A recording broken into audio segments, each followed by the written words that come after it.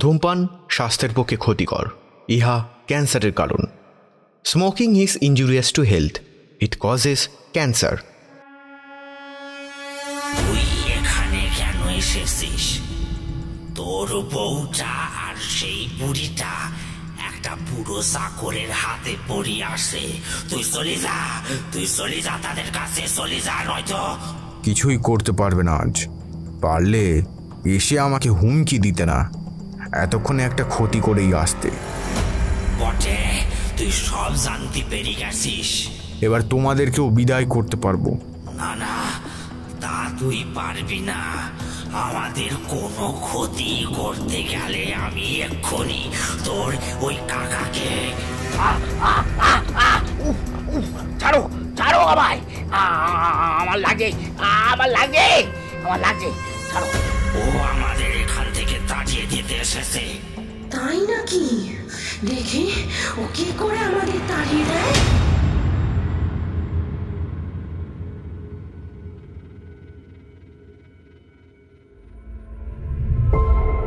বিবাহের পর তারানাথ তার স্ত্রীকে নিয়ে যাত্রা করেন তার এক দিদির বাড়ির উদ্দেশ্যে। পথের মধ্যে দেখতে পান কয়েক দল লোক পালকির মতন কিসে যেন ঢাকা দিয়ে কী সব নিয়ে যাচ্ছে। তিনি বুঝতে পারেন সেই গ্রামে খুব বিপদ। গ্রামবাসীরা জানায় সেই গ্রামের নাম নন্দগ্রাম। তারানাথ উপলব্ধি করেন সেখানে নরকের দরজা খুলে দিয়েছে কেউ। কি হলো তারপর? কিভাবে উদ্ধার করলেন তারানাথ? জানতে হলে শুনতে থাকুন তিনি তার কলমে তারানাথ তান্ত্রিক ও নন্দগ্রামের নরককাণ্ড।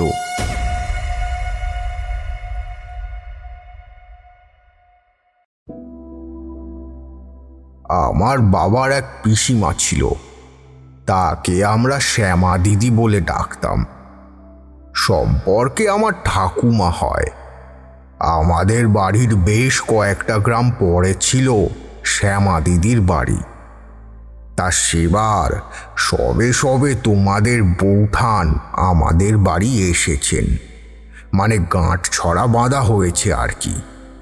অষ্টমঙ্গলা ইত্যাদি সমস্ত পাঠ মিটে যাওয়ার পর আমার মা একদিন বললেন, দেখ একটা কথা বলি, বৌমার বাড়ি থেকে গুরুজনদের জন্য নমস্কারই পাঠিয়েছে, তো তা সকলকেই বিলিয়ে দেওয়া হয়েছে। শুধু এই শ্যামা পিসিমার প্রণামীটাই এখনো অবধি পড়ে আছে। বয়সজনিত কারণে পিসিমা শয্যাশায়ী, তিনি তো আসতে পারবেনই না। রোগী মানুষকে ফেলে তার বাড়ির লোকজন আসেনি বিয়ে বাড়িতে। আমি বলি কি, তুই বরং বৌমাকে নিয়ে এই সময় একবার ঘুরে আয়। বৈশাখ জ্যৈষ্ঠ মাস পড়লে তো আর যেতে পারবি না। নমস্কারীখানা তাকে দিয়ে দেওয়া হবে, আর নতুন বৌমাকেও তিনি একবার দেখতে পাবেন। মায়ের কথায় সাই দিয়ে বাবা বললেন, হ্যাঁ বরং সেই ভালো, বুঝেছ। আমি বরং একবার মাখনকে খবর দিই। মাখন আমাদের গ্রামের গাড়োয়ান। সে আগে বহুবার বাড়ির লোকজনকে নিয়ে অনেক জায়গায় গেছে। মানুষটার সাত কুলে কেউ নেই, বড় ভালো মানুষ সে। মাখন দাদা বলতাম তাকে। বাবাও তাকে ডেকে সব বুঝিয়ে দিলেন। হ্যাঁ শোনো মাখন, এবার কিন্তু সঙ্গে বৌমা যাবে, খুব সাবধানে নিয়ে যাবে। চেষ্টা করবে ওই বেলা পড়ে আসার আগেই যেন সেখানে পৌঁছে দেওয়া যায়। আগে বড় কর্তা, আপনি চিন্তা করবেন না। মা জননী যাবেন, আমি কি অসাবধান হতে পারি? গরুগুলো একেবারে জোয়ান, তাড়াতাড়ি পৌঁছে যাবো, একদম চিন্তা করেন না। সেই মতোই ব্যবস্থা হলো। পরদিন সাত সকালে বোঁচকা বুচকি গুছিয়ে নিয়ে আমরা সবাই গাড়িতে উঠলাম। সবাই বলতে আমি আর তোমাদের বৌঠান। ফাল্গুন মাস চলে গেছে, বৈশাখ আসবে। চৈত্রের বেলা, তবুও রোদের যা তেজ তার কি বলবো। গাড়ির ছইয়ের ভিতর বসে আছি, তবুও ঘেমে নিয়ে অস্থির। গরুগুলো ভালোই চলতে পারে। মাখন দাদা পাকা গাড়োয়ান, ভালো চালাচ্ছে গাড়িটা। গ্রামের পথ, রোদে মাটি শুকিয়ে খটখটে। দুপাশারি জলা জমি, আলপথ, বাঁশবাগান আর বিভিন্ন লতা পাতার জটলা। হতে পারে ছোট বড় গাছও আছে। ধীরে ধীরে অনেকটা পথ আমরা চলে এলাম। সূর্যদেব মাথার উপর। তোমার বৌঠান এতক্ষণে একখানা কথা বললেন। বলছিলাম গাড়িখানা একটু থামান না, বেলা হয়েছে, এখানে যদি একটু খাবার আয়োজন করতুম। ভেবে দেখলাম ঠিকই বলছে। গরুগুলো অনেকক্ষণ চলছে। ছইয়ের ভিতর থেকে মুখ বাড়িয়ে মাখন দাদাকে বললাম, মাখন দাদা, গাড়িটা থামাও, এখানে একটু জল খাবার খেয়ে নিই। মাখন দাদা আমার কথায় গাড়ি থামালো। হায় রে, তখন যদি জানতাম যে মাখন দাদাকে এই কথাটা না বলাই ভালো ছিল, গাড়িটা চলে গেলেই ভালো হতো। ওই যে কথায় আছে, ভাগ্যে যা আছে তা হবেই, খণ্ডানোর সাধ্য কারণ নেই। গরুগুলো খানি ঘাস খেয়ে আসুক। হ্যাঁ হ্যাঁ, নিশ্চয়ই, তুমি ছেড়ে দাও ওদের। মাখন দাদাকে গরু খুলতে বলে আমরা নামলাম গাড়ি থেকে। যত দূর চোখ যায় ধুধু করছে খোলা মাঠ, আশেপাশে জনবসতি নেই। খাঁ খাঁ রোদে পাখিরাও ডাকতে ভুলে গেছে। শুধু কে জানে কোথা থেকে ভেসে আসছে এক টানা বকের ডাক। খানিকটা দূরে একটা ছোট পুকুর পাড়ে মস্ত বড় অশ্বত্থ গাছ। ভাগ্যিস গাছটা ছিল। আমি হাতে মুখে একটু জল দিয়ে নিলাম। মা সঙ্গে খাবার দিয়েছিলেন। আমরা খেতে বসলাম। গাওয়া ঘিয়ে ভাজা লুচি, এলাচ দেয়া মোহনভোগ আর কড়া পাকের সন্দেশ। তোমাদের বৌঠান আমায় তা দিয়ে এবার মাখন দাদাকে খেতে দিলেন। এই নিন মাখন দাদা, খেয়ে নিন। কি যে কন মা জননী, আমায় আবার আপনি আজ্ঞে কেন? বলে মাখন দাদা খাবারের থালা হাতে একটু সরে যাচ্ছে দেখে আমি বললাম, আরে মাখন দাদা, কোথায় যাচ্ছ? এখানেই বসে পড়ো, একসঙ্গে খেয়ে নিই। আরে কি যে কয়েন কর্তা, আমরা হলুম গে ওই মাইস্য, বামুনের সাথে কি বসতে আছে? আপনারা খান, আমি ওই মাঠে গিয়ে বসছি। বলে সে খানিকটা তফাতে গিয়ে বসলো। নাও নাও, তুমিও খেয়ে নাও, দেরি করছো কেন? হ্যাঁ খাচ্ছি, আপনি আগে খান। তোমাদের বৌঠান সম্ভবত আমার খাওয়ার পর এই এঁটো থালাতেই খাবার বাড়বেন বলে অপেক্ষা করছেন। এমন সময় হঠাৎ শান্ত পরিবেশে একসঙ্গে দুটো গরু ডেকে উঠল। তাদের গলায় আশঙ্কা আর অস্থিরতা একসঙ্গে দুটোই আছে। কি হয়েছে জানি না কর্তা। দেখলাম মাখন দাদা খাবার ফেলে উঠে গেল। আরে আরে আরে মাখন দাদা, কোথায় যাচ্ছ? দেখেন না কর্তা, গরুগুলো কেমন পাগলের পাড়া ছুটতে লেগেছে। সত্যিই তাই, গরুগুলোকে কে যেন তাড়া করেছে। কিসের যেন ভয় তারা ছুটছে দিক বিদিক জ্ঞান হারিয়ে। মাখন দাদাও তাদের পিছনে ছুটছে। আমিও উঠতে যাব, তোমাদের বৌঠান বললেন, ও কি, খাওয়া ছেড়ে উঠবেন না, আগে খেয়ে নিন। এখন মনে মনে ভাবি, ভাগ্যিস তোমাদের বৌঠান সেদিন এই কথাটা বলেছিলেন, নয়তো বাজটা আমাকেও সঙ্গে করে নিয়ে যেত। সত্যি সত্যি গল্পের আসরে তারানাথ একটা বাজ ফেলে চুপ করলেন। কিশোরী আর আমি দুজনেই তারানাথকে অনেক কষ্টে মঠ লেনের বাইরে বের করেছি। ইচ্ছে ছিল থিয়েটারে নিয়ে যাব, খুব ভালো একটা নাটক হচ্ছে লীলা থিয়েটারে, কিন্তু তারানাথ কিছুতেই রাজি হলেন না। খালি বলেন, রক্ষে করো বাপু, আজকাল আর ওইসব জায়গায় নাটক বলে কিছু হয় না, খালি রং ঢং আর চটক। ওইসব আমার ভালো লাগে না। আচ্ছা আচ্ছা বেশ, থিয়েটারে যেতে হবে না, আপনি বরং আমার বাড়ি চলুন। সেই ভালো, বিভূতির বাড়ি চলুন। এমনি বৌঠান অনেকদিন আচারের তেল মেখে মুড়ি খেতে দেননি। কিশোরীর অনুযোগটা বাড়ি এসেই গিন্নির কানে তুললাম। গিন্নি অল্প হেসে বললেন, আচারের তেল তো তৈরি আছে ঠাকুরপো, আপনি না এলে মুড়ি খেতে দেবো কাকে? আপনারা তো ছুটির দিন বাড়িই থাকেন না। সকলেই এই কথায় মাথা নাড়ালাম। তারানাথ বললেন, ঠিকই বলেছ মা, ওরা কাজের দিনে অফিসে থাকে আর ছুটির দিনে আমার কাছে আসে। এর মধ্যে তোমার আচারে তেল ফুরলে কি করবে বলো দেখি। যাও, আজ বরং বেশি করে নিয়ে এসো, তোমার এই ছেলে খাওয়া দাওয়ায় বেশ চৌকস। নিশ্চয়ই বাবা, এক্ষুনি আনছি। গিন্নি ভেতরে গেলেন। তারপর গরম তেলে ভাজা আচারের তেল মাখা মুড়ি আর চেরা কাঁচা লঙ্কা নিয়ে এসে বললেন, খান, আমি চা আনছি। মোচার চপ বাড়িতে বানানো হয়েছে। তারানাথ খেয়ে খুশি হলো, এর মধ্যে চাও খেলো। পেয়ালা নামিয়ে রাখতে রাখতে কিশোরী বলল, এবার তবে একটা গল্প হোক। এমনি চলে যাচ্ছিলেন তিনি, কিশোরী তাকে বলল, বৌঠান বসুন না, খুব কি কাজ আছে নাকি? না, তেমন কিছু নয়। আপনারা কথা বলছেন, আমি এখানে থেকে কি বলবো? তারানাথ বললেন, কথা নয় মা, ওরা গল্প শুনতে চাইছে, এইভাবেই জ্বালায় আমায়। তুমি বসো না, ওদের কিছু বলে তৃপ্তি হয় না, ওরা শুধু শোনার জন্য শোনে, বোধশক্তি তো নেই। এইসব আমার জীবনের ঘটনা, তুমি শুনে বলো তো মা, তোমার কেমন লাগে? আচ্ছা বেশ, তবে বসি। গিন্নি বসার পর তারানাথ আরম্ভ করেছিলেন। এতক্ষণে হঠাৎ থামায় কিশোরী মুখ খুলল। কিন্তু বাজ পড়লো কোথা থেকে?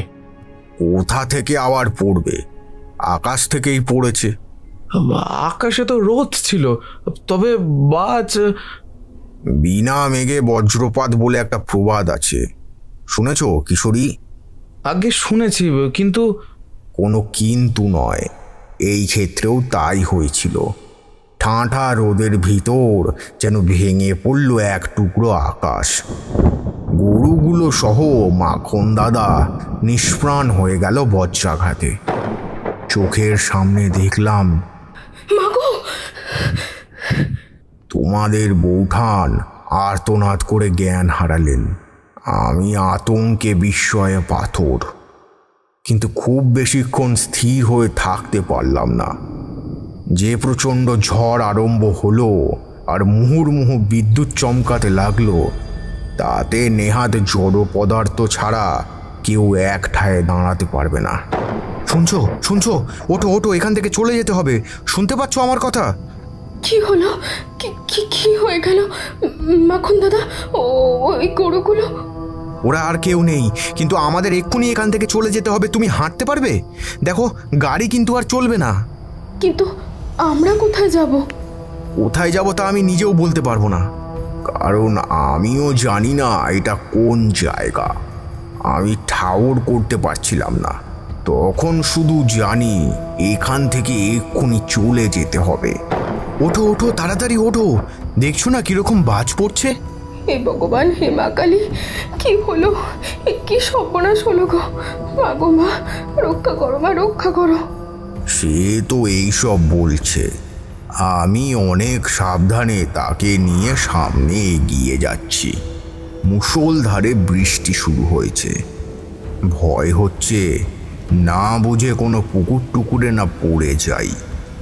শুকনো মাটি জল পেয়ে রাক্ষসের মতন শুষে নিচ্ছে চোখের পলকে। চারপাশ অন্ধকার, শুধু হাত ধরে হেঁটে যাচ্ছি দুইজনে। রীতিমতো টানতে টানতে নিয়ে যাচ্ছি তোমাদের বৌঠানকে। বুঝতেই পারছো, এমন অভিজ্ঞতা তার জীবনে হয়নি। তার উপরে আমি মানুষটাও তার খুব চেনা নই। ততদিনে আমার মাতু পাগলির সঙ্গে সাক্ষাৎ হয়ে গেছে, আরও কিছু গুরুদর্শন হয়েছে। মধুসুন্দরী দেবী জীবনে এসেছেন, চলে গেছেন প্রত্যক্ষভাবেও, পরোক্ষভাবে তিনি তো আজও আছেন, আমরণ থাকবেন। সে যাই হোক, তখন বয়স কম, অভিজ্ঞতা তো আরোই কম। এই অবস্থায় তোমরা হলে যেমন নাকাল হতে, আমিও তেমনই হয়েছি। সবচেয়ে বেশি খারাপ লাগছিল তোমাদের বৌঠানের জন্য। মনটা যখন এমন, তখন হঠাৎ কি একটা যেন গায়ে এসে পড়ল। আরে আরে কে কে কে বললে বিশ্বাস করবে না, প্রায় অন্ধের মতোই হাঁটছিলাম। সেইখানে হঠাৎ বিদ্যুৎ চমকালো। দেখি এক ষোড়শী বালিকা, ভারী সুন্দর। সে একটা ধাক্কা দিয়েছে আমায়। আমি এক ঝলক তার চোখ দুটো দেখলাম। ওই অবস্থাতেও খারাপ লাগলো। সেও কি পথ হারিয়েছে? বললাম, মা তুমি কি পথ হারিয়েছ? এমন একটা প্রশ্নে আমি ভেবেছিলাম বালিকা কোমল গলায় আমায় বলবে, হ্যাঁ হারিয়েছি, খুব বিপদ আমার, তোমরাও আমায় সঙ্গে নাও। কিন্তু না, বাজ পড়ার মতন চমকে আমায় আরও একবার চমকে দিয়ে কর্কশ গলায় কথা বলল। আমার খুব চেনা একজন। মরণ, বউয়ের চিন্তায় মরে যাচ্ছে। যা যা, সিধে যা, দরজাখানা বন্ধ করে দিতে হবে, চাবি দিবি, বুঝলি? ডেগড়া কথাকার। মা তো পাগলি, মা মা। হাত বাড়িয়ে বালিকাকে ছুঁতে গেলাম, কিন্তু না, সে আর নেই। কি হয়েছে? আপনি আপনি কার সাথে কথা বলছেন? বুঝলাম আমার বাঁ পাশে থাকা তোমাদের বৌঠান কিছু শুনতে পাননি। আমি বললাম, হ্যাঁ, না না, কথা বলিনি, পায়ে হোঁচট লাগলো, চলো পথ পেয়ে গেছি, সোজা যেতে হবে। সে কোনো প্রশ্ন করেনি, করলেও কিছু বলতে পারতাম না উত্তরে। যেখানে কোনো দিকই বোঝা যায় না সেখানে সোজা যাচ্ছি, এরই বা ভিত্তি কি? কিন্তু তাও আমি আর ঘাবড়ালাম না। হাকিনী সিদ্ধা মাতঙ্গিনী বলে গেছেন সিধে যেতে হবে, তার মানে আমি চাইলেও বাঁকা পথে যেতে পারবো না। সিধেই যাচ্ছি তাহলে। আমরা হাঁটতে হাঁটতে যখন ক্লান্ত, তখন তাণ্ডব থামলো। আস্তে আস্তে মেঘ সরে গোধূলি বেলা উঁকি দিচ্ছে। তার মধ্যে সন্ধে হয়ে গেছে। আমরা ঝাড়া ৩-৪ ঘন্টা একইভাবে হাঁটছি। এটা কোন জায়গা? এখানে কি? ঠিক এই সময় একসঙ্গে দুটো চেনা অথচ অদ্ভুত মেলবন্ধনের শব্দ পেলাম। পালকি টানার বেয়ারারা যেমন না না আওয়াজ করে মুখে, আর মরার খাট কাঁধে নিয়ে শ্মশান যাত্রীরা যেমন হরিধ্বনি দেয়, তেমন দুরকম ধারার শব্দ হচ্ছে। খুব তাড়াতাড়ি আমাদের কাছে সরে আসছে আওয়াজটা। শক্ত করে ধরে আছি তোমাদের বৌঠানের হাত। পায়ের তলায় এঁটেল মাটি গলে বিপজ্জনক হয়ে আছে। দুজনেই ভিজে কাক। লোকগুলো কাছাকাছি আসতে তাদের জিজ্ঞাসা করতে যাব, বলি তোমরা কোথায় যাচ্ছ, কারণ তাদের কাঁধে যেটা আছে সেটা পালকি। এমন দুর্যোগের মধ্যে তারা যাচ্ছে কোথায়?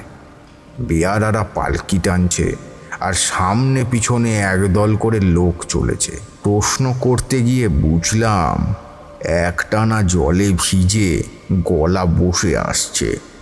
তবুও তার মধ্যে বললাম, শুনছো, এই তোমরা কোথায় যাচ্ছ? এটা কোন গ্রাম? এটা যে একটা গ্রাম সেটা বুঝতে পেরেছি। অল্প কটা ধানের গোলা চোখে পড়ছে দূর থেকে। একজন হেঁকে বলল, আমরা শ্মশানে যাচ্ছি, এটা নন্দগ্রাম। নন্দগ্রাম? মনে মনে মাতঙ্গিনীকে প্রণাম করলাম। মা গো, তুমি সঙ্গে থেকো, তুমি ছিলে বলেই এভাবে এখানে এলাম আজ।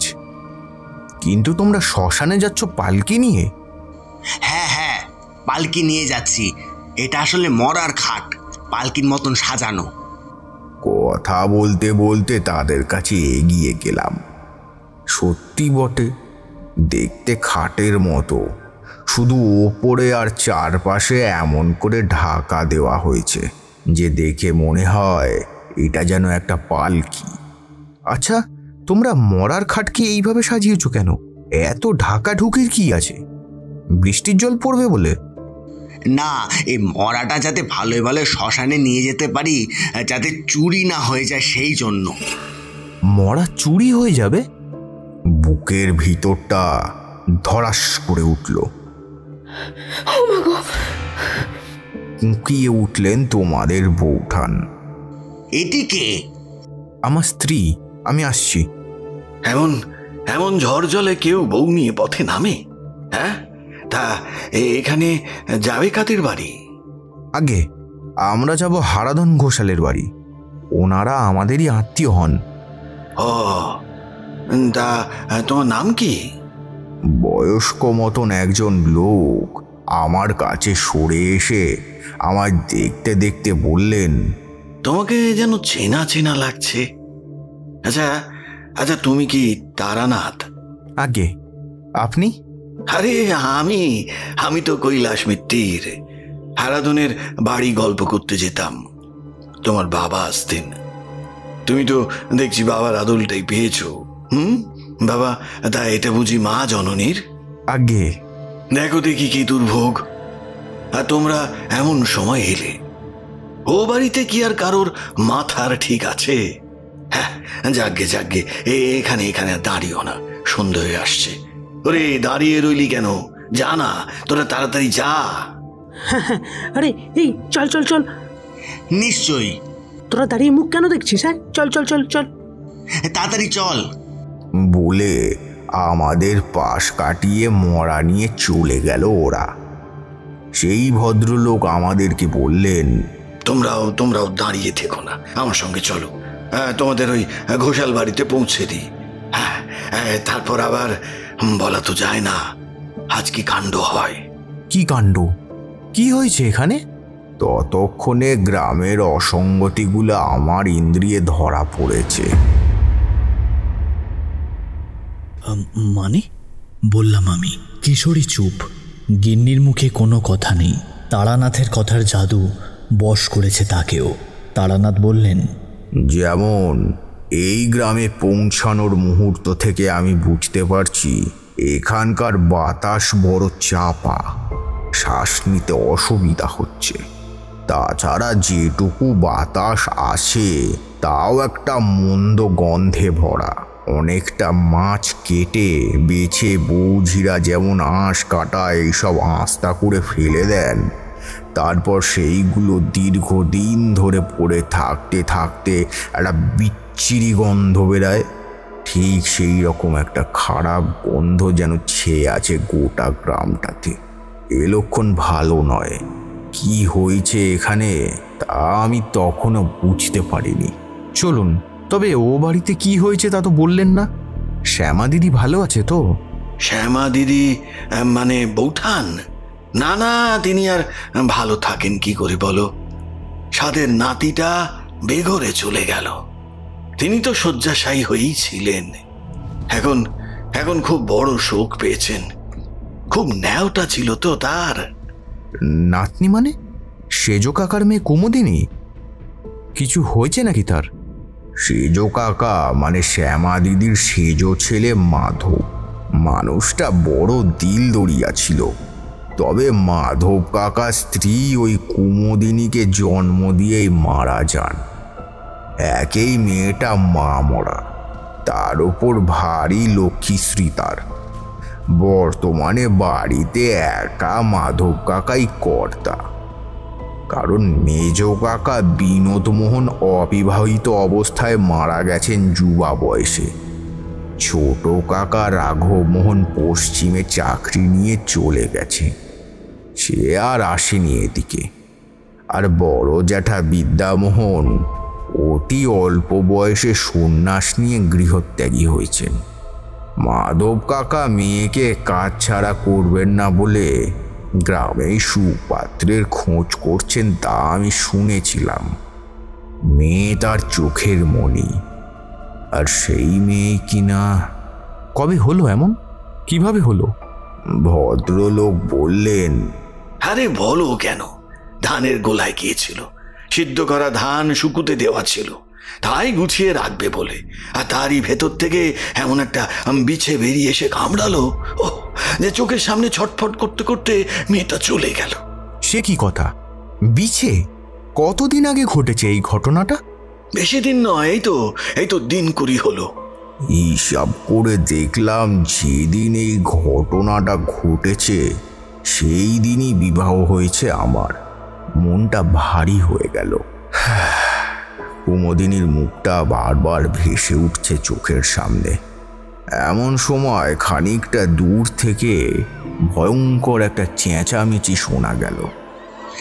গেল আবার সর্বনাশ হয়ে গেল। এবার যা গেছে যাক, চলো চলো আমরা পালিয়ে যাই, চলো। হা ভগবান, এভাবে কি করে চলবে? ওই যে আবার বুঝি। ওরে, তোরা বাঁশ বাগানের ভেতরের পথ দিয়ে যা, খবরদার এই পথে আসিস নি যেন। বলে সেই ভদ্রলোক আমাদের তাড়া দিয়ে বললেন, চলো আর দাঁড়িয়ে থেকো না, বলা যায় না কি থেকে কি হয়। আগে কি হবে? আর ওরা এমন চেঁচামেচি করছে কেন? হ্যাঁ, সব কথা বাড়ির ভেতরে গিয়ে বলবো। এখন তাড়াতাড়ি চলো, তাড়াতাড়ি। কাদায় জলে পা পিছলে যাচ্ছে, তবুও তারই মধ্যে ছুটছি আমরা। পড়ি এসে যে দরজাটায় দাঁড়ালাম সেইটা শ্যামা দিদির বাড়ির দরজা। দরজা ঠেলে ভেতরে ঢুকে সেই লোকটি বললেন, দাওয়ায় উঠে যাও। ওরে, কোথায় আছিস? দেখ না, কুটুম এসেছে তো। বলরাম, বলরাম। বলরাম বাড়ির অনেক পুরনো চাকর, তার কথা মনে আছে। সে এলো হাঁক শুনে। সন্ধ্যা হয়ে গেছে, তার হাতে একটা লণ্ঠন। তাতেই দেখে বুঝলাম বলরামের অনেক বয়স হয়ে গেছে। আলো উঁচিয়ে এসে আমাদের দিকে দেখে বলল, তা এরা কারা? আরে, এ তো তারানাথ, সেই চক্রবর্তী বাড়ি থেকে আসছে। গিন্নিমায় বাপের বাড়ির লোক? হ্যাঁ গো। দাঁড়াও, তোমাদের পা ধোয়া জল এনে দিই। হ্যাঁ, তুই ওদের আদর যত্ন করার ব্যবস্থা কর। আমি গিয়ে দেখি ওরা আবার ঠিকঠাক ফিরলো কিনা। আজও তো তাঁতি বাড়ির একজন মরেছে। ও, থাকেই তো নিয়ে গেল ওরা। আবার কিছু হয়েছে নাকি? বলরাম কেটে কেটে জিজ্ঞাসা করে। হ্যাঁ রে, হয়েছে তো। বেশি দূর যেতেও হয়নি। কি সাংঘাতিক অবস্থা! ওরা তো সব ফেলে পালালো। হ্যাঁ, আমি গিয়ে একটু আগুন জ্বালাই। হ্যাঁ, কাঠকুটো সব ভিজে গেছে। হ্যাঁ, তোমরা ভেতরে যাও, বৌঠানের সঙ্গে দেখা করো। ও, আর কি বলবো, এখন আমি যাই। তিনি চলে গেলেন। হাত মুখ ধুয়ে বলরামদার দেওয়া জামা কাপড় বদলে আমরা শ্যামা দিদির ঘরে গেলাম। এই কি চেহারা হয়েছে তোমার শ্যামা দিদি? কে রে? কে? ও নামে কে ডাকে? বিছানার সঙ্গে মিশে গেছে মানুষটা। এ ঘরে হ্যারিকেন জ্বলছে। আলোটা সামনে এনে আমি বললাম, আমি তারানাথ, আর এই তোমার নাথ বউ। নাথ বউ? তা এমন সময় কেন এলি বলতো বাচ্চা? দেখছিস না চারিদিকে কি সব হচ্ছে? অনেকক্ষণ থেকে শুনছি কিছু একটা হচ্ছে। এতক্ষণে শ্যামা দিদিকে বললাম, ভালো করে বলো তো দিদি, কি হচ্ছে? জ্যান্ত মরাগুলো যা ইচ্ছে তাই করছে। ছেলে মানুষগুলো সব মরে যাচ্ছে, আর আমার মতো বুড়ো লোকগুলো আমার ওই বেঁচে আছে। ভাই, তোমাদের তো বললাম সেই বিশ্রী গন্ধটা আমি আগেই পেয়েছি। এর মধ্যে এমন কথা শুনে আশঙ্কা আরো বাড়ল। কিন্তু শ্যামা দিদিকে প্রশ্ন করার আগেই গোটা গ্রাম জুড়ে একটা হুলস্থুলো ব্যাপার শুরু হয়ে গেল। খান খান হয়ে যাচ্ছে সন্ধ্যায় ঘনিয়ে আসা ছন্ন ছাড়া গ্রামটা কর্কশ গলার একটা হাসিতে।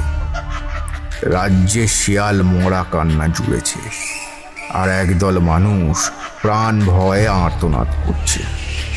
তাদের কথায় কোনো শব্দ নেই, শুধু হাহাকার।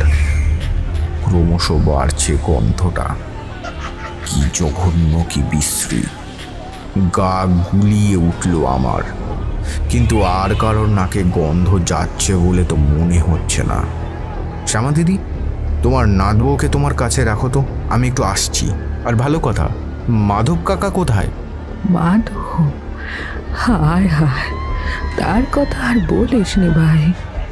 কিন্তু তুই এখন কোথায় যাবি? না না, খবরদার বাড়ির বাইরে এখন একদম যাসনি। এমনি হয় কিন্তু রোজ দাঁড়িয়ে দাঁড়িয়ে বেড়ায়, তারপর একজনকে কামড়ায়, সে সারা রাত ছটপট করে আর ভোর রাতে মরে যায়। আবার অনেক সময় কি হয়, কামড়ানোর সঙ্গে সঙ্গেই মরে যায়। সেই মরাটাকে চিতায় দেবার আগে আমি ভাবতে পারিনি ভাই, আমি আর সইতে পারি না। শ্যামা দিদি হেয়ালি করলো, কিন্তু তখন আমার আর তাকে ভাঙার সময় নেই। বললাম, বেশ, কিছু বলতে হবে না, তুমি শুধু একটু সতর্ক থেকো। সে কি, আপনি কোথায় যাচ্ছেন? আমার কিন্তু খুব ভয় করছে। ভয় পেও না, বলরামদা আছে, শ্যামা দিদির কাছে বসে থাকো, আমি একবার বাইরে যাব, খুব দরকার। বলে বেরিয়ে এলাম ঘর থেকে। সদরের দরজা কিছুতেই খুলতে দেবে না বলরামদা। না না না, আমি তোমারে কিছুতেই বাইরে যেতে দেব না। এমন সময় বাইরে গেলে কেউ বাঁচে না, আজ নয় কাল মরবে সে। তুমি হলে কুটুম, তোমাকে এমন করে মরতে যেতে দিতে আসে?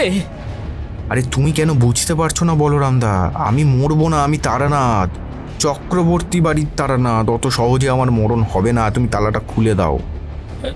না না না না, আমি তালা কিছুতেই খুলবো না। কি আর করি, গন্ধটা আমায় টানছে। তৎক্ষণাৎ পদ্মবীজের মালা ছুঁয়ে আমি বন্ধন খণ্ডনী মন্ত্র উচ্চারণ করলাম। সঙ্গে সঙ্গে তালা খুলে দরজাটা হাট হলো। কি হচ্ছে?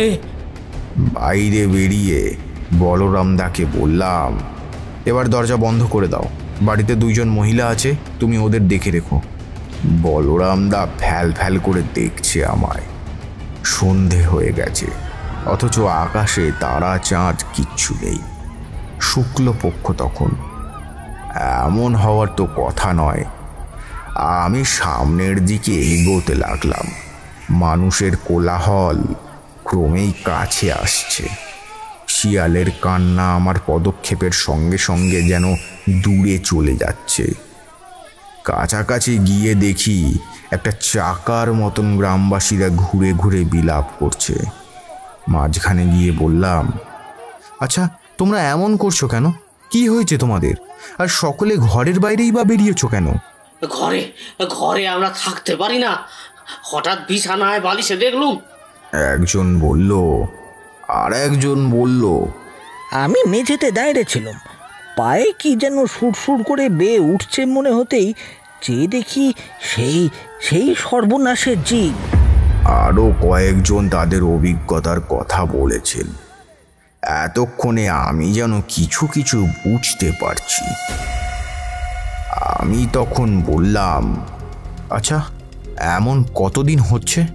সেই ঘোষাল বাড়ির মেয়েটা যাওয়ার দিন থেকেই এমন হচ্ছে। এই তো আবার এসেছে। ভগবান, আমাদের এবার কি হবে?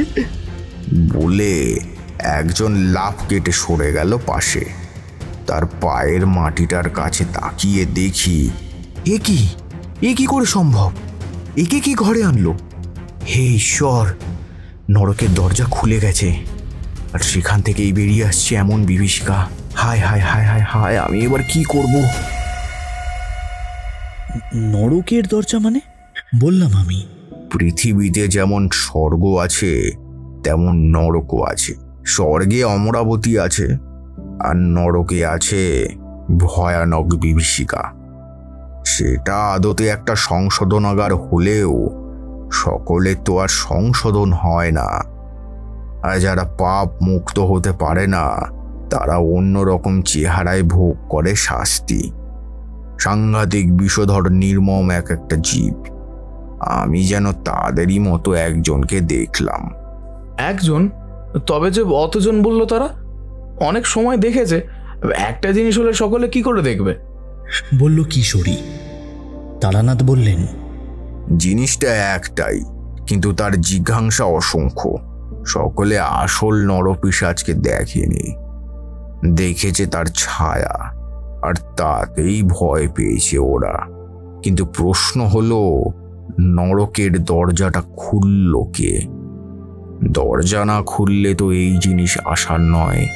ওরে বাবা গো, ওরে বাবা গো, এই যে তেড়ে আসছে বলে একজন পালাতে গিয়ে আর একজনের ঘাড়ের উপর পড়ে একসঙ্গে আছড়ে পড়ল মাটিতে। আমি বুঝলাম, না না, এখনই একে ধ্বংস করতে হবে। যদিও সেটা সাময়িক, আসল কাজ করার সংকেত আমি তখনও পাইনি। তৎক্ষণাৎ সেই দূষিত পাপ সত্তাটাকে অদৃশ্য করে দিলাম। আরে দেখো দেখো, তোমরা চেয়ে দেখো, আর কিছু নেই। শান্ত হও, শান্ত হও তোমরা। না না, আছে আছে, ও থাকে, কিছুতেই যায় না, মারলে মরে না। আজকেই তো রামু তাঁতির বাড়ির ওই ছোট ছেলেটার কি জিনিসে কামড় মেরেছে ওকে। সকালে তাকে কামড়েছিল, সারা বেলা ছটফট করে বলল, এ বিকেলবেলা পর্যন্ত। তখন কি ঝড় জল, তবুও তাকে রাখা গেল না। রাখা গেল না কেন? কি করে রাখবে? মরা ঘরে রাখলে সে তো জ্যান্ত হয়ে ওঠে। মরা জ্যান্ত হয়ে ওঠে? বিস্ময়ের ওপর বিস্ময়। হ্যাঁ গো, মরা মানুষ আবার জ্যান্ত হয়ে ওঠে। সেই তো সেই সেই মতি গোয়ালার ছোট ছেলে, সে মাঠে গিয়েছিল আল কাটতে।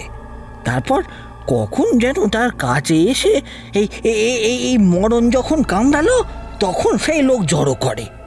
সকলে মিলে গিয়ে দেখি তার পায়ে কামড় দিয়েছে। ধরা করে ঘরে আনা হলো। আনতে না আনতেই মরে গেল ছেলেটা।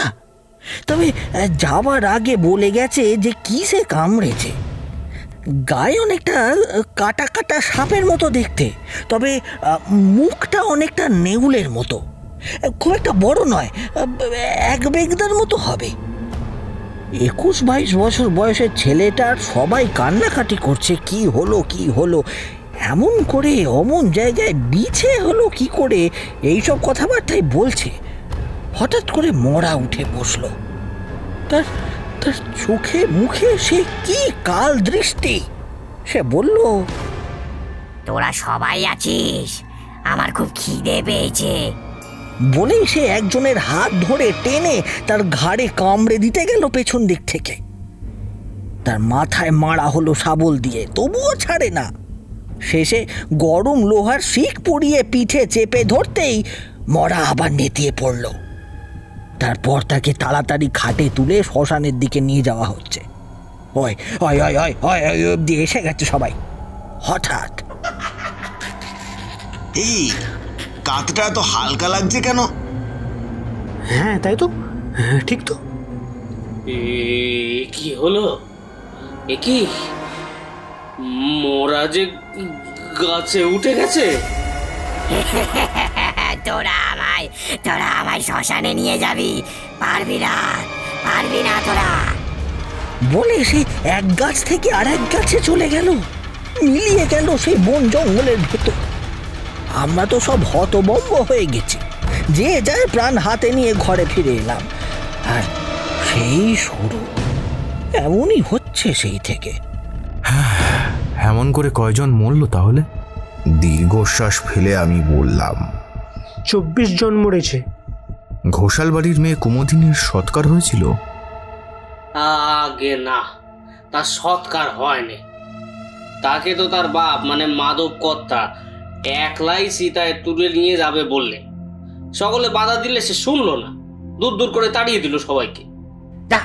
যা সবাই সরে যা, ও আমার মেয়ে, আমার কুমুদিনী, ওকে কেউ ছবি দেয়, যা। আমি আছি, আমি আমি আছি, যা করতে হবে আমি করব। যা যা যা যা, তোরা যা, দূরা সব দূরা। বলুন দেখি, বামুনের ছেলে আমরা, তাকে ভয় করি, যে যার মতো সরে এলুম।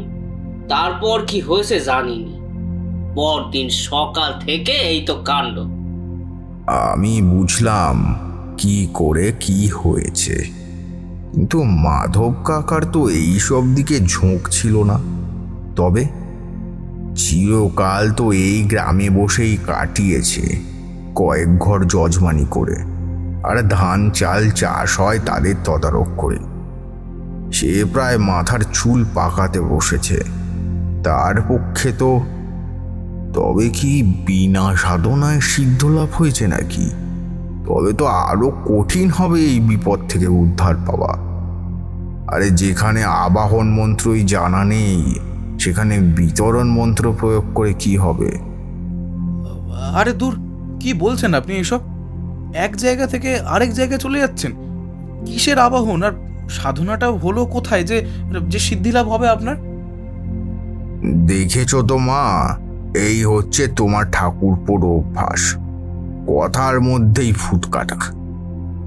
কথাটা শুনে চটে গেল কিশোরী। গিন্নিকে সাক্ষী রেখে বলল, আপনি বলুন তো বৌঠান, এটা কি ঠিক কথা হলো? গল্প বলছেন এরকম, তার মধ্যে যদি হঠাৎ অন্য কথা বলেন তবে জানতে ইচ্ছে হবে না। গিন্নি দুই দিক বজায় রাখলেন, বললেন, শুনুন না ঠাকুরপো, ঠাকুর মশাই তো বলছেন, উনি যখন গল্প আরম্ভ করেছেন তখন যে কথাই বলুন না কেন সবই ওই গল্পের কথা। এবার বুঝলাম। এই জন্যই তো বলে মায়ের মন, ছেলের স্বভাব জানতে তার আর বাকি নেই। হ্যাঁ হ্যাঁ, বাকিটা হোক, বললাম আমি। নরকের দরজা খুলে গেছে। সারা দিন এবং রাতে গোটা পৃথিবী জুড়ে এমন অনেক ঘটনাই ঘটে যার ব্যাপারে তোমরা ধারণা করো না, করতে পারো না। এমন একটা জগৎ আছে যে জগৎটা হিংস্র, যেখানকার সম্পদ অন্ধকার এবং আমাদের চরম ক্ষতি করাই এই জগতের বাসিন্দাদের একমাত্র কাজ। তারই এরকম আদল হলো এই যে এসে পড়েছে এখানে নরক থেকে। সাংঘাতিক এক অপশক্তি এসে পড়েছে পৃথিবীতে, আর অবস্থান করছে নন্দগ্রামে। এখানকার খেলা মিটে গেলে সে হয়তো অন্য কোথাও যাবে। একবার যখন দরজা খোলা পেয়ে এপারে এসেছে, তখন তাকে দরজাটা বন্ধ না করলে তো কারোরই রেহাই নেই। এখন আমার প্রশ্ন হলো, ঘটনাটা ঘটলো কিভাবে? দেখো, এখানে তো আর কোনো বিপদ হচ্ছে না, তোমরা বরং যে যার ঘরে চলে যাও। আর আমাকে একটু বলো যে গ্রামে কি এমন কোনো জায়গা আছে যেখানে মানুষ লুকিয়ে থাকতে পারে? না না, কারোর বাড়ি, গোয়ালঘর বা খামার নয়, এমন কোনো জায়গা যেটা পরিত্যক্ত অনেক দিন ধরে, যেখানে সহজে কেউ যাওয়া আসা করে না। একটু ভেবে চিনতে বেশ বয়স্ক মতন এক চাষি বলল, আগে আসে এখানকার জমিদাররা নতুন কাছারি করি এখন বসে পাশের গ্রামে। এই গ্রামে তাদের আগের কাছারি বানা, ওটা হানাবাড়ি হয়ে গেছে। সেখানে কেউ যায় আসে না সহজে। কেন যায় না? কেন যাবে কর্তা, সে তাই কাটা বনের জোব সাপ খোপ আছে। তাছাড়া কাছারি ঘরের বাতাস ভালো নয়। জমিদার মানুষ তো কম লোকরে অত্যাচার করেনি ওই কাছারিতে। বিনা দোষে কত নির্দোষ লোকরে শুধু শুধু চাবক বাড়ি খাইছে। তাদের চোখের জল সে কি ফেলে দেওয়ার মতো? ওখানে কারা যেন সব কথা কয়, গরম হাওয়া লাগে গায়ে, বাতাস লেগে জ্বর হয়। বুঝেছি, বেশ, আমায় একটু ওই পথটা দেখিয়ে দেবে? বেশি দূর যেতে হবে না, শুধু দিকটা দেখিয়ে দাও। সে কি, আপনি সেটাই যাবেন? হ্যাঁ, যেতেই হবে, না গিয়ে তো আর কোনো উপায় দেখছি না। 24 জন চলে গেছে। আজ বিপদ ঘটবে না, কারণ আমার মন্ত্রশক্তির প্রভাব অষ্টপ্রহরের আগে কাটার কথা নয়। কিন্তু সেটা তো আর কোনো মীমাংসা হলো না। আসল কাজ এখনো বাকি। সবার আগে আমায় জানতে হবে কোথায় যন্ত্র রাখা হয়েছে। ঠিক আছে, চলেন, আর কি বলবো। বলতে বলতে আমার সঙ্গে কয়েকজন কিছুটা পথ গেল। গন্ধটা আমার সঙ্গে সঙ্গেই যেন পেছন দিক থেকে সামনের দিকে সরে যাচ্ছে হঠাৎ। ও বাবা গো! ভয় পেও না, বললাম আমি। একটা মস্ত বড় ভামবেড়াল এদিক থেকে আরেক দিকে ছুটে পালালো। ব্যাস, আর আমরা যেতে পারবো নি। আপনি সোজা চলে যাবেন ভাঙারি কাছারি ঘরখানা ও ওই দিকে। কি যে বিপদ হবে তা আমরা জানি নে। আমি বললাম, বেশ, এখন তবে তোমরা এসো। ঘোষাল বাড়ি থেকে কেউ যদি আমার খোঁজ করতে আসে বেশি কিছু বলো না যেন, শুধু বলো আমি কাজে গিয়েছি। একে আপনি ঘোষাল বাড়ির লোক? হ্যাঁ, তাদের কুটুম। ও, তা কুটুম মানুষ হয়ে এমন বিপদে যাচ্ছেন? কিচ্ছু হবে না আমার, যাও তোমরা যাও। বেশি কথা না বাড়িয়ে আমি তাদের বিদায় দিলাম। তারপর প্রথমেই দেহবন্ধন করে নিলাম। মনে মনে মধুসুন্দরী দেবীকে স্মরণ করে বললাম, দেবী, কি করতে হবে সেটা জানলেও কিভাবে করতে হবে তা আমার অজানা, সহায় থেকো তুমি। দেবী অন্তরের প্রার্থনা মঞ্জুর করলেন কিনা তা তখন আমি বুঝতে পারলাম না। শুধু নাকে এসে লাগলো একগুচ্ছ জাতি ফুলের গন্ধ। তাড়াতাড়ি হেঁটে এসে আমি ঝোপের সামনে দাঁড়ালাম। গন্ধটা এইখানেই স্থির হয়েছে, সেই তীব্র দুর্গন্ধটা।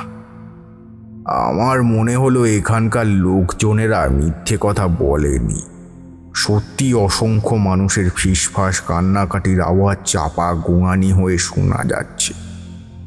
আমার বুকে এতক্ষণে বিপদের ঘণ্টায় ঘা পড়ল। বেশ বিপদ হবে, হোক, দেখাই যাক কি হয় বলে আমি কাঁটা ঝোপের উপর পা রাখলাম। পা দুটো এমনি আহত ছিল, তার উপরে জলে ভেজা। সোজা সোজা কাঁটাগুলো পায়ে বিঁধতে প্রথম চটকায় বেশ ব্যথা পেলাম, তবু থামলাম না। এ পথে থামার বা পিছু হাঁটার সুযোগ নেই, শুধু এগিয়ে যেতে হয়, নয়তো পতিত হতে হয়। গুরুর নামে দিব্যি করে এগিয়ে যাচ্ছি, হঠাৎ চোখের সামনে এসে দাঁড়ালো এক মূর্তি। কে তুমি? পথ আটকে দাঁড়ালে কেন? আর বেশি এগিয়েও না, যা হচ্ছে হতে দাও। রোধ করার শক্তি তোমার নেই, প্রাণ নিয়ে চলে যাও এখান থেকে। সরো, আমায় যেতে দাও। কোনো ডাকিনি মায়ায় আমি ভুলবো না। বাবা, এই না হলে তুই আমার শিষ্য? এ কি, তুমি তুমি আবার এসেছো? কেন, এসে কি ভুল করেছি?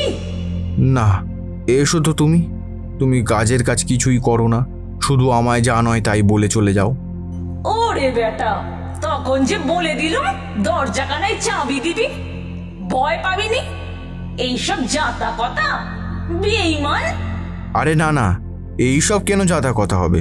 নরক জীবটাকে দেখেই আমি বুঝতে পেরেছি দরজা একটা আছে, আর সেটা এখন খোলা। কিন্তু চাবিটা দেব কি করে? ভয় আমার হবে না। বীরভূমে আমায় যে ভেলকি তুমি দেখিয়েছিলে তাতেই আমার ভয় ডর সব উড়ে গেছে। এখন বলো চাবিটা কেমন? কেন আমি কেন বলতে যাব? কেন, তুই নিজে গিয়ে দেখ, সব আমি বলে দেব। যা যা। আর কিছু বললাম না, পাগলি তো কেমন আর হবে। শোন, ওখানে কিচ্ছু পাবি না। এই যে এই আঙুলের নখটাকে ভালো করে ঘষবি, এতেই কাজ হবে। বা হাতের মধ্যমাটা দেখালো সে, তারপরেই অদৃশ্য হয়ে গেল। আমি এবার কাঁটা ঝোপের বন পেরিয়ে কাছারির ভিতরে এসে ঢুকলাম। দরজার কপাটের বালাই নেই, ঘুণ ধরে সব ভেঙে চলে গেছে। ভেতরে ঢুকতেই জঘন্য জঘন্য দুর্গন্ধ। নরক কি তবে ওইটাই? দূর, ছি ছি, কিন্তু অন্ধকারে তো আমি কিছুই দেখতে পাচ্ছি না। হে দেবী, তুমি সহায় হও। দৃষ্টিশক্তি না চললে আমি কি করে কি করব? সঙ্গে সঙ্গে আমার চোখের সামনেই আলো জ্বলে উঠল। সেই আলো লৌকিক নয়, মধুসুন্দরীর কৃপায় আমি সব দেখতে পাচ্ছি। আর দেখে আমি আরো একবার কেঁপে উঠলাম। কাছারির এইটা বোধহয় মূল ঘর। এই ঘরের চারিদিকে ঝুল, মাকড়সার জাল আর চামচিকের আস্তানা। জ্যান্ত চামচিকেরা এখন নেই। কয়েকটা মরা চামচিকে ঝুলের জালে আটকা পড়ে ঝুলছে উল্টো হয়ে। বিচ্ছিরি গন্ধটা জমাট বেঁধে আছে। একটা জায়গায় একসাথে পরপর শুয়ে আছে 23টা মরা। মারা গিয়েছিল 24 জন। তবে আর একজন কোথায়? আর একজন তো এদের মতো আত খাওয়া হয়নি। সেই তো এদের খেয়ে বেড়াচ্ছে।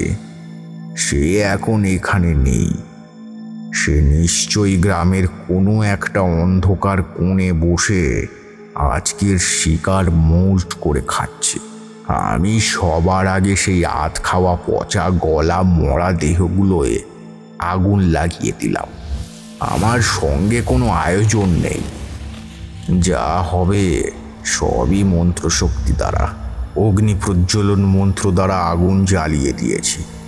দাউ দাউ করে পুড়ে যাচ্ছে দেহগুলো। আলোয় আলো হয়ে গেছে গোটা কাছারি। নিজে বেরিয়ে এলাম ঘরের বাইরে।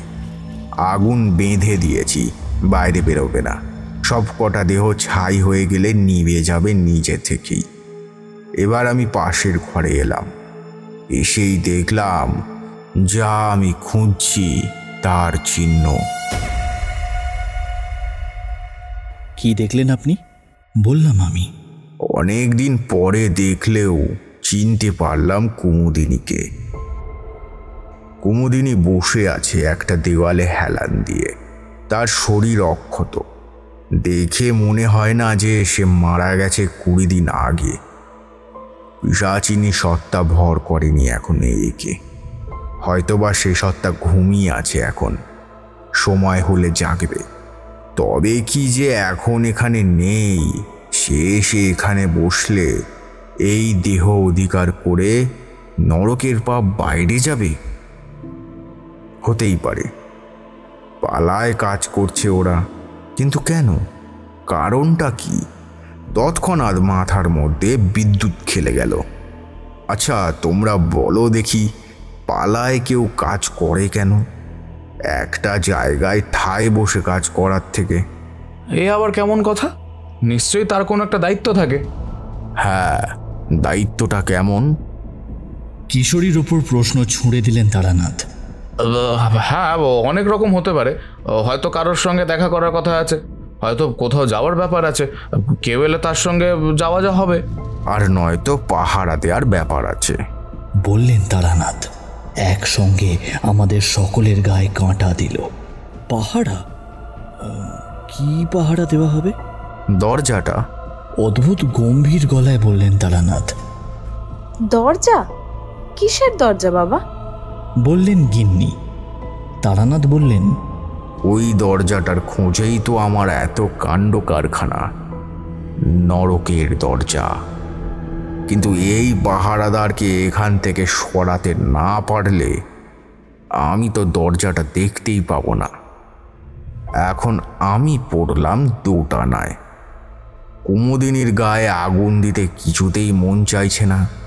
যদিও জানি খুব বিপদের মধ্যে রয়েছি, আমার প্রাণের আশঙ্কা নেই, কিন্তু আরেক পিশাচ সত্ত্বাধিকারী এখানে এলেই যে জেগে উঠবে, আর তারপর দুজনে এক জায়গায় হলে তারা যে কি করবে বলা যায় না। আমার অজানা কোনো নরকের শক্তি এনে গোটা গ্রামের উপর ঝাঁপিয়ে পড়বে হয়তো এই রাতেই। ঘোষাল বাড়িও পার পাবে না সেখানে। না না না না না না না না, আমি শ্যামা দিদিকে রেখে এসেছি। আমি তাকেও রেখে এসেছি যে এইসবের কিছুই জানে না। দুর্বল হলে হবে না। আমি আবার অগ্নি প্রজ্বলন মন্ত্র উচ্চারণ করছি। আগুন জ্বলে উঠছে। এমন সময় না না, ওকে ওকে কিছুতেই পোড়াবে না। ও ও ও আমার মেয়ে, ও আমার মেয়ে। আমি ওকে এখানে এনেছি। ও ও ও আমার সঙ্গে আছে। কেন এসেছো? আমাদের আমাদের জানাতে। মাধব কাকা? একটা ভাঙা ভাঙা পাগলের মতন গলা শুনে ঘাড় ঘুরিয়ে দেখি, কি সর্বনাশ, এ তো আমার মাধব কাকা। কি চেহারা হয়েছে তোমার? পরনে একটা ন্যাঙট বলতে যা বোঝায় তাই আছে। মাথায় বড় বড় চুল, মুখে দাড়ি, চোখে আগুন। আর অত বড় দশাশয়ী মানুষটা হাড় জিরজিরে কঙ্কালসার হয়ে গেছে। অনেকটা হাল মাস্তুল ভেঙে পড়া বিরাট জাহাজের খোলের মতো। আমার মায়া হলো। একই সঙ্গে বুঝতে পারলাম এই চক্রের উপযোগের হোতা মাধব কাকাই। আমার কিছুতেই তাকে প্রশ্রয় দেওয়া উচিত নয়, কিন্তু তাও অন্য সব পরিচয়ের আগে আমরা তো সবাই মানুষ। যেই মানুষ মাধব কাকার সঙ্গে এককালে এক কাশি থেকে আমরা মুড়ি মাখা ভাগ করে খেয়েছি, যার সঙ্গে বাজি লড়ে পুকুরে সাঁতার কেটেছি, সেই মাধব কাকাকে না না, আমার একটু সময় লাগলো। আমি অনুনয় করে বললাম, তুমি এসব কি করে করলে? কেন করেছো? আমি তো করতে চাইনি, আমাকে জোর করে করিয়েছে। জোর করে করেছে? কে জোর করেছে তোমায়? সেদিন ছিল অমাবস্যা। হ্যাঁ, সেদিন অমাবস্যা ছিল। আমার মনটা ভালো লাগছিল না। আমি একটু নিরিবিলিতে গিয়ে বসবো বলে সেদিন শ্মশানে গিয়েছিলাম। শ্মশানে একটা চিতা অল্প অল্প জ্বলছে, দ্বারের কাছে কেউ নেই। আমি সেখানে বসলাম। বাড়িতে মা ঘটককে ডেকে বড় অশান্তি করলো সেদিন। পারুলডাঙ্গার এক ব্রাহ্মণের ঘরের ছেলে নাকি মুঙ্গেরে ভালো চাকরি করে, তাদের পয়সার অভাব নেই, কুমুদিনীকে এবার বিয়ে দিতেই হবে। এটা নিয়ে খুব অশান্তি হলো। তাই আমার মনটা ভালো ছিল না। নিজের মনেই বলে ফেললাম কত কথা। কিছুই ভালো লাগে না, সে ওইভাবেই চলে গেল। আর এদিকে মায়েরও বয়স হয়েছে। আমি কি করি, মেয়েটাকে ঘরে রাখতে ইচ্ছে করে, কিন্তু বিয়ে না দিলে 5 জনে এক ঘরে করবে যে। কিন্তু বিয়ে দেবই বা কার সঙ্গে? খুব দূরে অজানা ছেলেকে আমার বিশ্বাস হয় না। কিভাবে রাখবে সে আমার কুমুদিনীকে কে জানে। কি জানি, তার চেয়ে যদি এমন হতো মেয়েটা আমার কাছাকাছি থাকতো, আবার 5 জন দোষ দিতেও পারতো না। কত ভালো হতো তাহলে। এমন হতেই পারে, তুমি চাইলেই এমন হয়।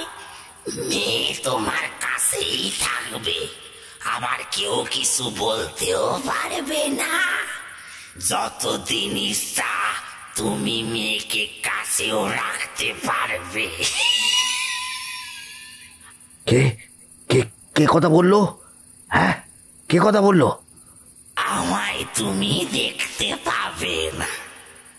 তুমি এখন আমার কথাগুলো শোনো। তোমার মেয়েকে তোমার কাছে রাখার একটা উপায় আছে। কি উপায়?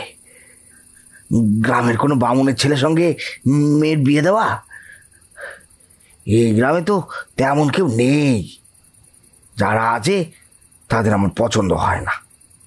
না, ও কথা আমি বলিনি।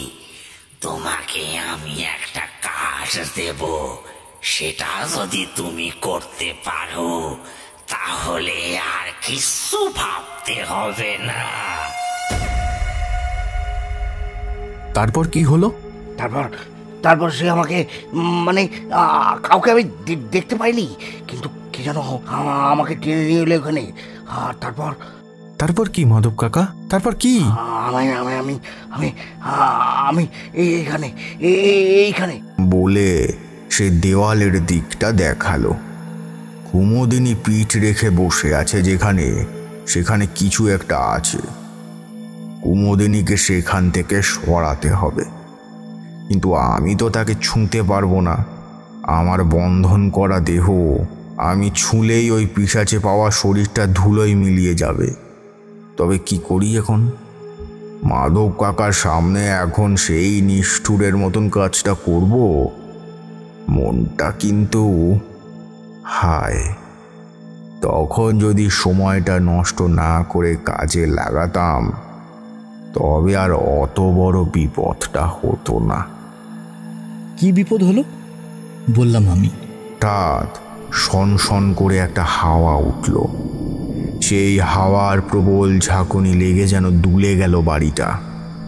মাধব কাকা মুহূর্তে শক্ত হয়ে একটু সরে গেল।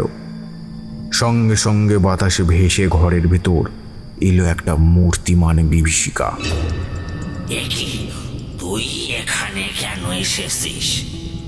তোর বউটা আর সেই বুড়িটা একটা বুড়ো চাকরের হাতে পড়ে আসে।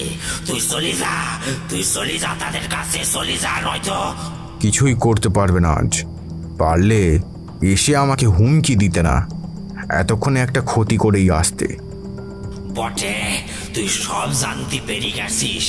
এবার তোমাদেরকেও বিদায় করতে পারবো। না, তা তুই পারবি না। আমাদের কোনো ক্ষতি করতে গেলে আমি এক্ষুনি তোর ওই কাকাকে।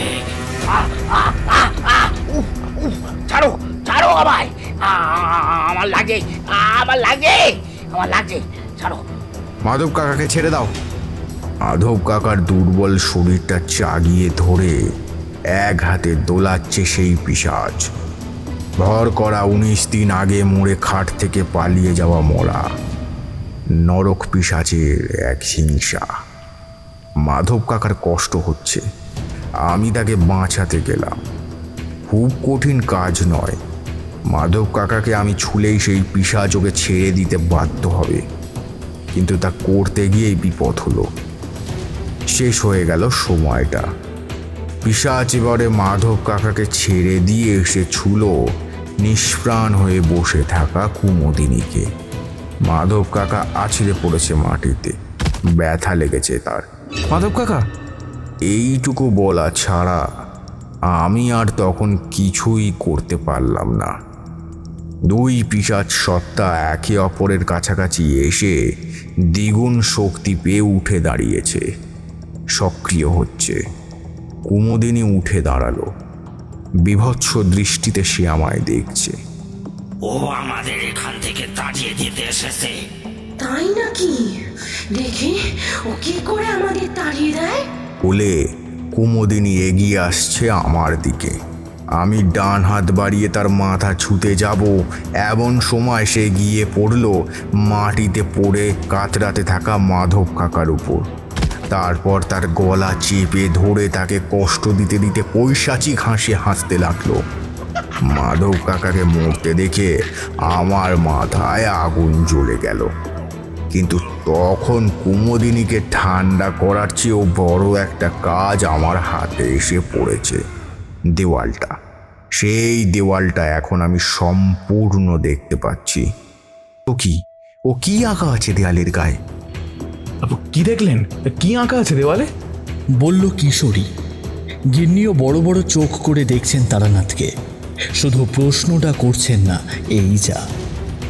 দেখলাম কালচে হয়ে গেছে, তবুও বোঝা যাচ্ছে রক্ত দিয়ে আঁকা হয়েছে দরজাটা, আর সেই দরজার গায়ে বিভিন্ন রকম চিহ্ন।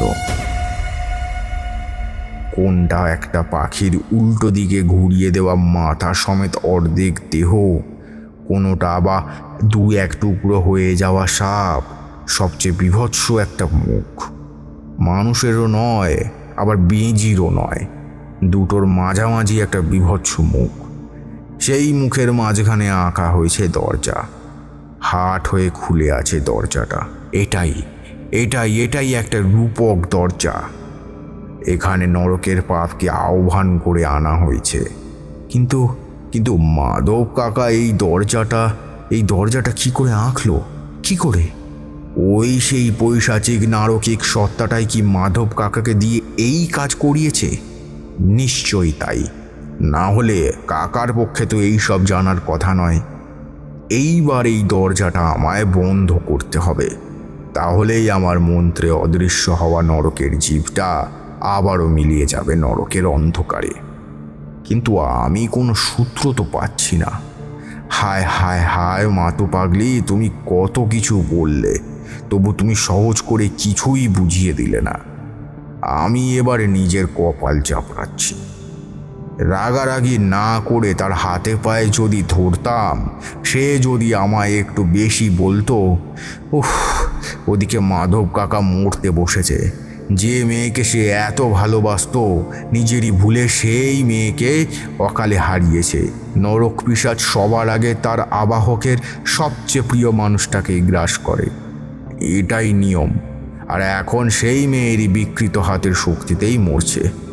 না না না না, তা কিছুতেই হতে দেওয়া যায় না। দুটি সত্তার হাসিতে কান পাতা যাচ্ছে না। দাপাদাপি করছে সেই পুরুষ দেহটা। তার আনন্দ আমায় বিচলিত দেখে আমি এবার হাতের নখ দিয়ে নিজেরই অন্য একটা হাতের আঁচড় কাটছি রাগে। ইচ্ছা করছে সব কিছু ভেঙে চুড়ে ছিঁড়ে ফুঁড়ে দিই। অন্ধ বিপদের চরম মুহূর্তে মানুষ বোধহয় এমনই করে, কিন্তু কথাতেই আছে অন্ধকারের শেষেই আলোর ঠিকানা। বাঁ হাতের নখের আঁচড় লেগে ডান হাতের তেলের উপরে খানিকটা চিড়ে গেছে। সেখান থেকেই রক্ত বেরিয়ে আসতেই বাজ পড়ার মতন প্রবল গর্জনে আমার মাথার ভেতর মাতু পাগলির গলা শুনতে পেলাম। ওখানে কিছু পাবিনি, এই এই আঙুলের নখটা ঘষে নিবি। আর দেরি করলাম না। বাঁ হাতের মধ্যমার নখ প্রাণপণে টেনে দিলাম ডান হাতের অনামিকার ওপর। চিড়ে গেল আমার হাতের আঙুলটা। আমার নখের ধার এত হওয়ার কথাই নয়। বুঝলাম এ পাগলির কারসাজি। নতুন নরুনের মতন কাজ হয়েছে। কলকল করে রক্ত বেরাচ্ছে আঙুলটা থেকে। ব্যথা পাচ্ছি, কিন্তু তার চেয়েও অনেক বেশি আনন্দ পেয়েছি তখন। এবার আমার আসল কাজ। মাধব কাকার গলা দিয়ে তখন শেষ হাহাকার শোনা যাচ্ছে, তবু আমি সেই দিকে দেখলাম না। আমার খুব কাছাকাছি সরে এসেছে সেই পিশাচ। বিপদ বুঝে কুমুদিনীও সরে এলো আমার কাছে, কিন্তু আমায় তো তারা ছুঁতে পারবে না, তাই আমি নির্বিঘ্নে কাজ করছি। কিন্তু আপনি করেছেনটা কি? চাবি দিচ্ছি। চাবি? অবাক হয়ে বললাম আমি। হ্যাঁ হ্যাঁ, চাবি। রক্ত দিয়ে আঁকা নরকের যে কল্প দরজা হাট হয়ে খুলে গেছে, আমি আমার রক্ত দিয়ে এঁকে সেই দরজা দুটো টেনে বন্ধ করে দিচ্ছি। আঁকা শেষ হতেই আমি একসঙ্গে শব্দ দুটো শুনতে পেলাম।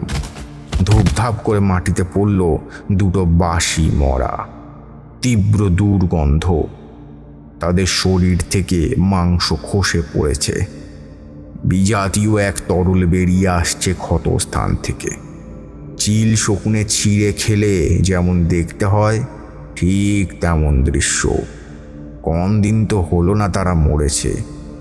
ঝাঁকে ঝাঁকে নরকের কীট গ্রাস করছে তাদের। গলিত মাংস, চর্ম, নরকীকর দৃশ্য। তবুও আমি পাশ কাটিয়ে এগিয়ে এলাম মাধব কাকার কাছে।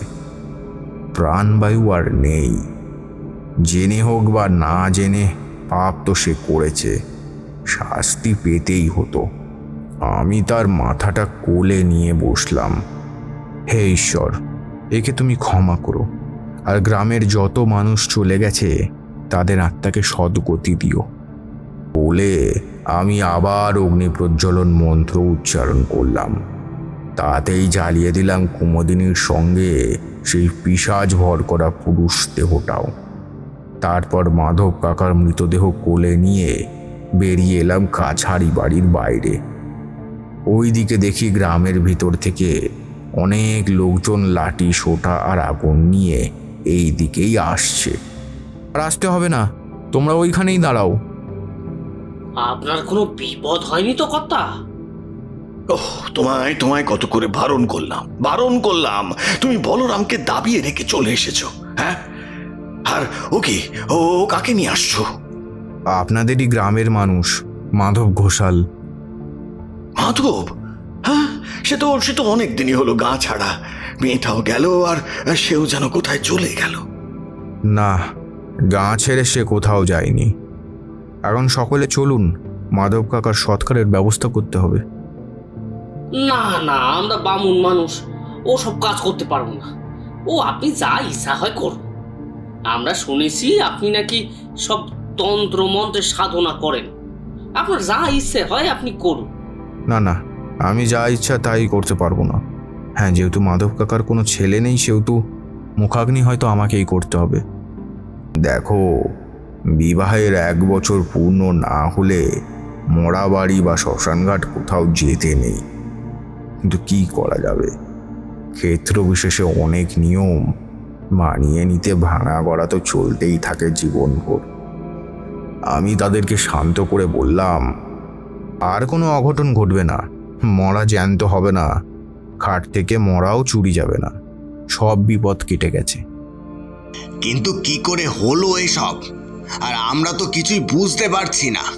দেখো, তাদের তো আর সব কথা আমি ভেঙে বলতে পারি না, বললেও ওরা বুঝবে না। অথচ কিছু একটা না বললেও নয়। আমি বললাম, সব বলবো, আগে সৎকার হয়ে যাক, মরা বাসিয়া হওয়া ঠিক নয়। রাত ফুরিয়ে ভোর হয়ে আসছে। মাধব কাকার দেহ আর ঘোষাল বাড়ির ভেতরে ঢোকানো হলো না। শ্যামা দিদি সব শুনে কেঁদে সারা।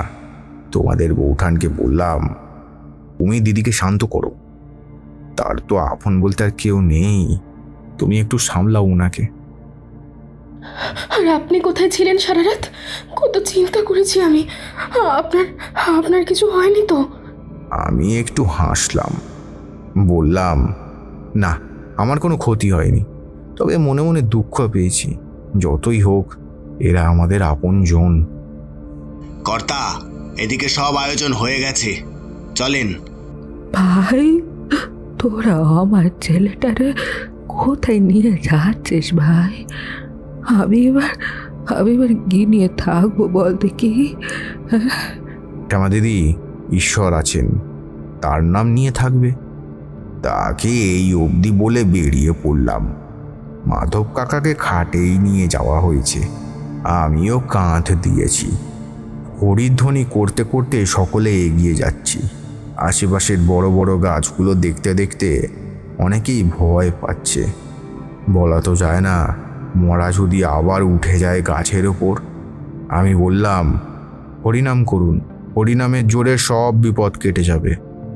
তারপর কি হলো? শ্মশানঘাটে গিয়ে আমরা মাধব কাকাকে সাজানো চিতায় রেখে সব নিয়ম মেনে দাহ করলাম। শেষে চিতায় জল দিয়ে ফিরলাম একটা অন্য পথ দিয়ে। জানো তো, মরা পুড়িয়েই কখনো যে পথে এসেছে সে পথে ফিরে যেতে নেই। কথায় আছে, মৃত ব্যক্তির সব যাত্রীর পিছু নিয়ে পুরনো ডেরায় ফিরে যাওয়ার চেষ্টা করে।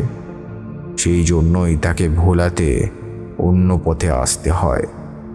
আহা, জীবনের মায়া সে কি এত সহজে যাওয়ার জিনিস? কথাটা সত্যি বটে, মায়াটাই তো সব, নয়তো কেকার, ভাবলাম আমি। তারানাথ বললেন, ফিরে এসে আগুন শেখে মুখে আদা নিম পাতা ভেজানো ছোলা খেয়ে সকলে শুদ্ধ হলাম। এরপর বসলো বৈঠক। ঘোষাল বাড়ির দাওয়ায় লোক ধরে না, সকলেরই এক জিজ্ঞাসা। আমি একটু জোরেই বলছি, শ্যামা দিদি ঘরের ভেতর থেকে কান পেতে শুনছি সব।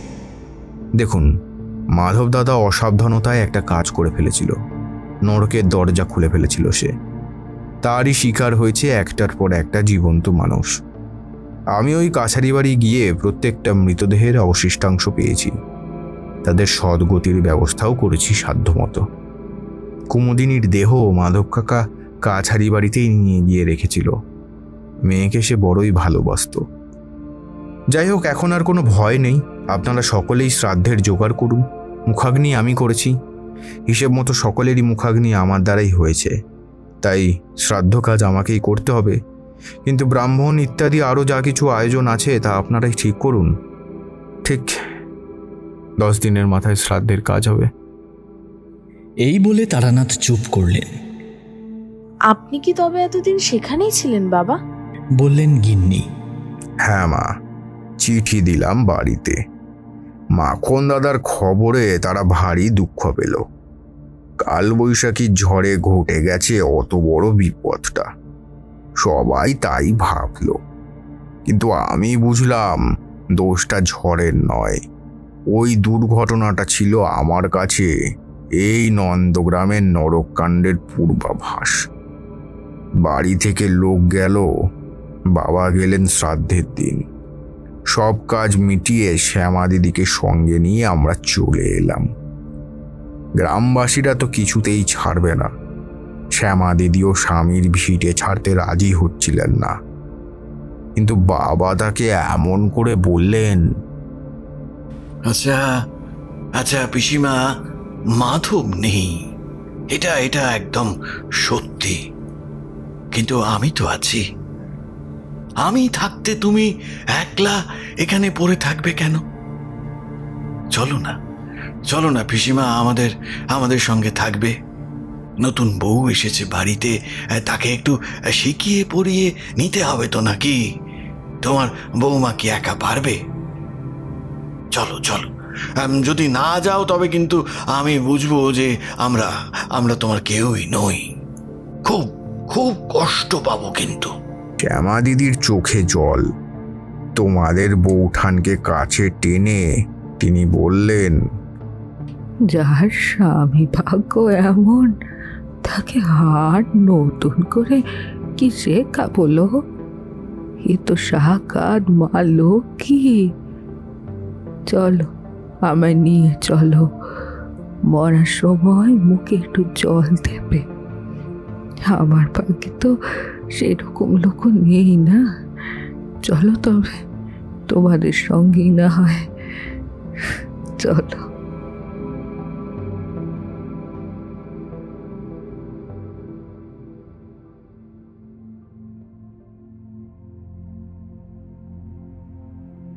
শুনছিলেন তিনি তার কলমে তারানাথ তান্ত্রিক ও নন্দগ্রামের নরককাণ্ড। আজকের গল্পের গল্প পাঠে ও বিভূতির চরিত্রে রৌনক, কিশোরী সৌমিক, তারানাথের স্ত্রী বর্ণালী, বিভূতির স্ত্রী সুস্মিতা, কৈলাস মিত্তির রাজ, গ্রামের লোকেদের কণ্ঠে আকাশ, অগ্রজ, রুদ্র, রৌনক, চাষি সম্রাট, মাধব, শুভদীপ, মৃত ছেলে নিতু, কুমুদিনী দেবস্মিতা, শ্যামা দিদি খুশি, তারানাথের মা সুস্মিতা, তারানাথের বাবা রাজ, মাখন সৌমিক, মাতুপাগলি মধুরা, বলরাম অরবিন্দ, পিশাচ সম্রাট এবং তারানাথ তান্ত্রিকের চরিত্রে নিত্যানন্দ চক্রবর্তী। গল্পের নাট্যরূপদান করেছেন পাপিয়া, শব্দগ্রহণ জয়া, ধ্বনি পরিকল্পনা ও আবহ এবং প্রচার অলঙ্করণে Inkblaze creations, recording studio Radha Gobinda records, সমগ্র পরিকল্পনা ও পরিচালনায় নিত্যানন্দ চক্রবর্তী। প্রত্যেক শনিবার রাত 11টায় রাতের বৈঠকখানা নিয়ে আসে নতুন নতুন সব গল্প। সেই সব গল্প যদি আপনি শুনতে চান তাহলে এখনই সাবস্ক্রাইব করুন আমাদের চ্যানেলটি।